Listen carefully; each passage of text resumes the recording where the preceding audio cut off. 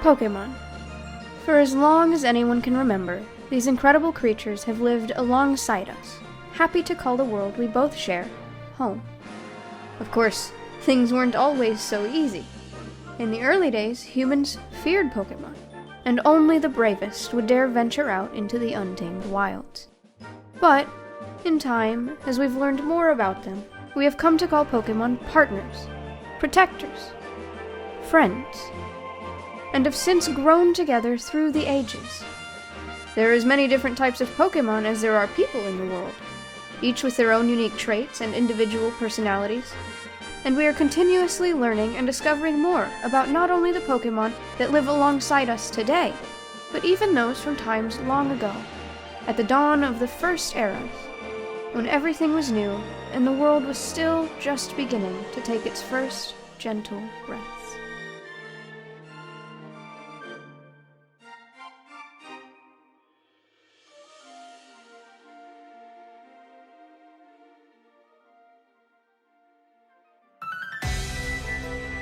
Over the next few weeks, I'm going to be designing new starter Pokemon from one such time many, many years in the past, before the regions as we know them today, and even before the regions from Legends Arceus, during a time when rocks like these were still made of flesh and blood.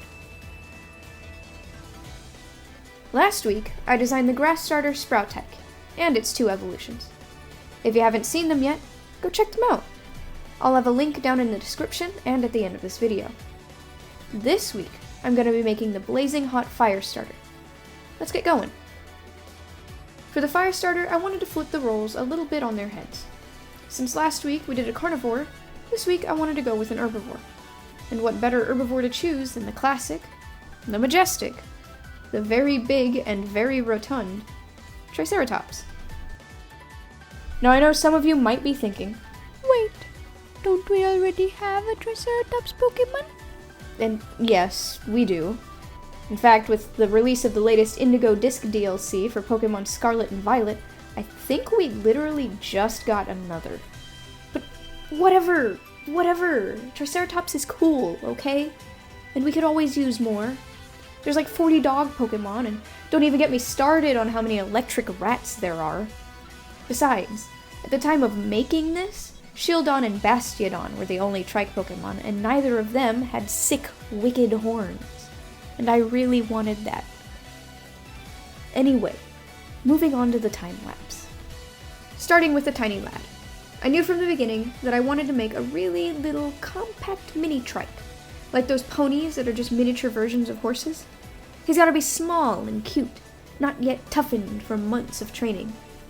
At first I was going to give this little guy the tiniest horns out of all the stages, but you'll actually notice that in the final version I ended up removing them from this stage entirely, and instead left him with tiny bulbous nubs, a place where horns will later grow from. For the pattern, I actually wanted to do something that was asymmetrical, so while the majority of the body is darker, there is a little flame pattern that will ultimately wrap from the front left foot, over the back, and down to the back right foot. Then for the final stage evo. I start with the head, eyes, and the silhouette of the horns. The eyes on these types of designs are usually the thing I have the most trouble deciding on. I want them to match the style, but still have their own individual bit of personality. I settled on a design here, but you may notice that in the final version they do change just a tiny bit again, as I try to make them work in color with the rest of the design. The fully developed frill and horns of this trike are actually going to be a sort of steel-plated mask in the final version. So here I fiddle around with the shape of it and how it wraps around the eye and face until I get something I'm satisfied with.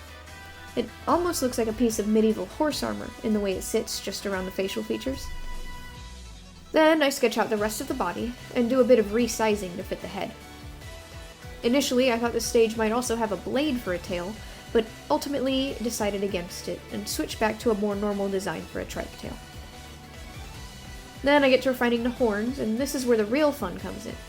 I knew from the start that I wanted this guy to have a big set of knives and blades for horns, and for the spikes lining the edge of his frill, to fit with his steel typing, and to make him different from his smaller horn-less counterparts. I like to imagine that where Bastiodon mainly acts as a solid wall for defense, this Pokemon can also double as a super heavy hitter, using those sharp blades and the weight of its body to ward off attackers. I spend a bit of time here fiddling with how tall he should be, but ultimately I end up making the legs a tiny bit shorter, as I've noticed most Pokemon in general tend to be a bit more on the stout side, especially the bulky four-legged ones. Now right here is where I would normally cut to doing the line art, but somehow during the recording process, my computer decided it just didn't want to record anymore, so instead I'll go ahead and show the sketching for the second stage evo. I wanted to make this guy passable as a middle stage evolution, with a design that sat between both the first and last forms visually. So this is where removing the horns from the first stage and adding them instead onto the second one takes place. And it sort of worked out in a way, because my thought process for this whole evolution line was that I would start with something very akin to a Protoceratops, a tiny ceratopsian with no horns, and then, as it evolved, it would gradually develop the horns and become larger and larger. In my head it went something like Protoceratops, Styracosaur, Eotrek. But since this is the middle stage, while he does start to develop horns here, they aren't nearly as big or as impressive as in the last stage. Instead, they're like tiny little kitchen knives, rather than full-on swords. He also gets the little Entei-style armbands, just for some extra steel and because I think they look really cool, and the beginnings of a molten body pattern that will ultimately end up as part of the last stage's final design.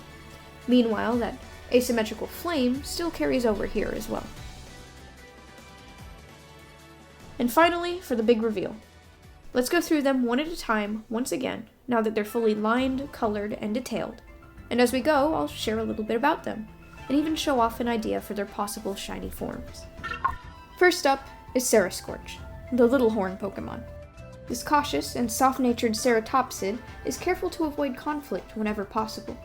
If it spots two of its friends bickering, it will often throw itself between them in an effort to stop the fighting, and will act as an arbitrator until the dispute has been successfully resolved. Cerascorch is an often recommended Pokemon for first-time trainers due to its gentle nature and calm, caring demeanor. This sweet little Pokemon loves being around its trainer, and will try everything in its power to cheer you up if it notices you're feeling down. It works hard in order to please, and is loyal to those it trusts. The only thing you'll have to watch out for when keeping this Pokemon is how big it may get once it begins to grow. You'll need to be sure you have plenty of room to keep it happy and healthy. When a Cerascorch is close to evolving, it will often fall into a fever as its body begins to burn hotter, causing many trainers to rightfully worry about its well-being. However, this fever will soon pass once it is fully adjusted to its new internal temperature. Second is Serapierce, the three-horn Pokemon. Only slightly larger than its previous evolution, but far more bulky, this tiny trike weighs as much as a full-grown man, and thus is difficult to make budge if it decides it doesn't want to do something. Luckily, for many trainers, Serapierce is more often than not a very agreeable and mild-mannered Pokemon.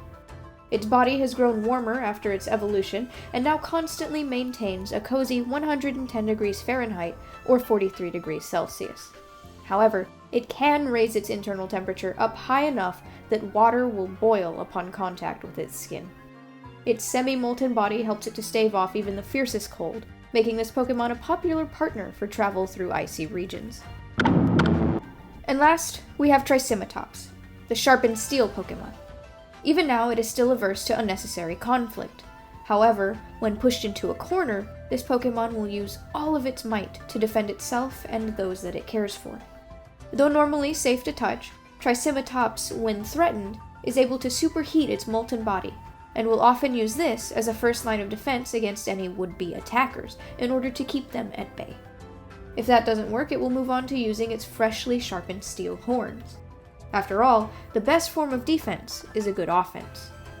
In extreme last resort cases, this Pokemon is able to burn so fiercely that the bladed metal horns atop its head will glow red hot, and it will be able to cut and melt its way through even the toughest of steel.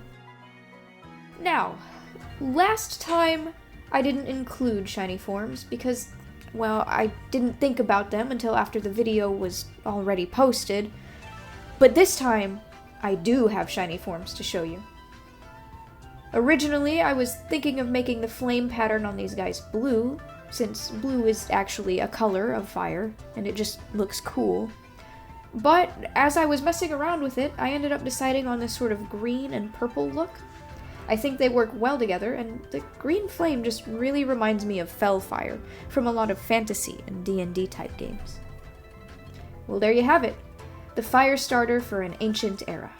If you enjoyed this video, please consider dropping a like, and if you want to see more like this, stay tuned in by subscribing. All we've got left to go now is the raging water starter. To those of you who guessed this little fire starter would be some kind of ornithischian, congratulations! If you'd like to take a wild guess at what the water starter might be, feel free to leave a comment down below. I can give you one tiny hint before I go, and that is, I may have misled you. The title of these videos is Making Dino Pokemon, but for those of you who are more well-versed in all things dinosaur related, you may realize what comes next is, in fact, not a dino. So for now, good luck, and I'll see you next time.